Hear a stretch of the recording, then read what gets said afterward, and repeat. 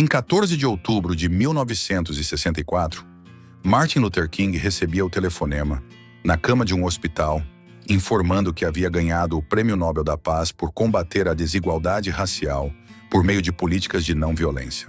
Além de doar todo o valor do prêmio ao movimento negro dos Estados Unidos, o pacifista compartilhou o mérito do prêmio com milhões de valorosos cidadãos negros e brancos de boa vontade, que escolheram o caminho da não violência para chegar ao reino da justiça e do amor em nosso próprio país. Em seu discurso em Oslo, durante a premiação em 10 de dezembro daquele ano, Luther King relembrou ações violentas ocorridas nos Estados Unidos no dia anterior e declarou que se questionou sobre o prêmio estar sendo concedido a um movimento que estava sendo sitiado e que ainda não havia conquistado a própria paz. O pacifista declarou logo em seguida: após contemplação, concluo que este prêmio que recebo em nome desse movimento é um profundo reconhecimento de que a não violência é a resposta à questão política e moral crucial de nosso tempo. A necessidade de o homem superar a opressão e a violência sem recorrer à violência e opressão. Protestos pela morte de George Floyd aconteceram em diversas partes do mundo, denunciando a violência policial contra pessoas negras. Foto: AFP, 65 anos após a primeira manifestação organizada por Martin Luther King, os Estados Unidos tiveram uma nova grande onda de protestos antirracistas com a utilização massiva da hashtag Black Lives Matter, vidas negras importam. O Black Lives Matter é um movimento criado por Alicia Garza, Patrisse Cullors e Opal Tometi em 2013 e se tornou popular em vários países, inclusive no Brasil. Em 2020, com o assassinato de George Floyd, o movimento chegou ao seu ápice, com manifestações por todo o mundo. Em maio de 2020, George Floyd, um homem negro de 40 anos e pai de uma garotinha chamada Diana, foi abordado e morto por policiais brancos. George foi jogado no chão e um dos policiais pressionou seu pescoço contra o chão com o joelho e disse diversas vezes: "Não consigo respirar", que é ignorado pelo policial. Após 8 minutos e 46 segundos, Floyd vem a óbito. O tempo que sofreu a agressão e a frase "I can't breathe", não consigo respirar em inglês, fizeram parte das manifestações que correram o mundo, como forma de mostrar a indignação contra o abuso de poder por parte dos policiais e o descaso com vidas negras. Os 4 policiais envolvidos na abordagem foram processados e presos.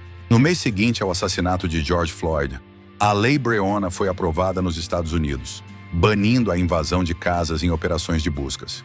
Breonna era uma jovem de 26 anos que teve a casa invadida por policiais e morta a tiros em março de 2020. A repercussão dos 2 casos levou o sistema policial americano a rever suas políticas de abordagem e a proibição do uso da técnica de estrangulamento.